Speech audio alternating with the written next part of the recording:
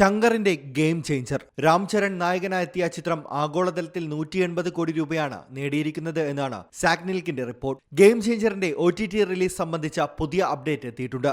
Amazon prime വീഡിയോയിലൂടെ ഫെബ്രുവരി 14-ന് OTT-യിലെത്തുമെന്നാണ് വിവരം. വൻ തകർച്ചയിലാണ് തിയേറ്ററിൽ ചിത്രം ഓടിക്കുന്നത്. 100 കോടിയിലധികം നഷ്ടമാണ് നേരിടുന്നത്. രാം ചരൺ അഭിനയിച്ച ചിത്രങ്ങളിൽ ഒടുവിൽ തെലുങ്കിലെത്തിയത് ആചാര്യയാണ്. രാം ചരൺ സിദ്ധ എന്ന കഥാപാത്രമായാണ് ചിത്രത്തിൽ എത്തിയിരുന്നത്.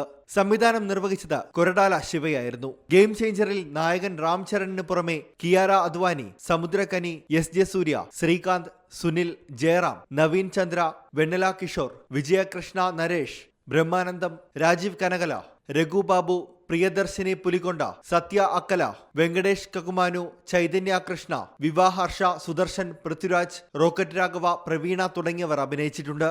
ഛായാഗ്രഹണം എസ് തിരുനാവുക്കരശാണ്. രാം ചരൺ നായകനാകുന്ന വരാനിരിക്കുന്ന ചിത്രത്തിൽ സംവിധായകൻ ബുച്ചി ബാബുവാണ്. ഏകദേശം 120 കോടിയോളമാണ് അതിൽ രാം ചരണിന് പ്രതിഫലമായി ലഭിക്കുക.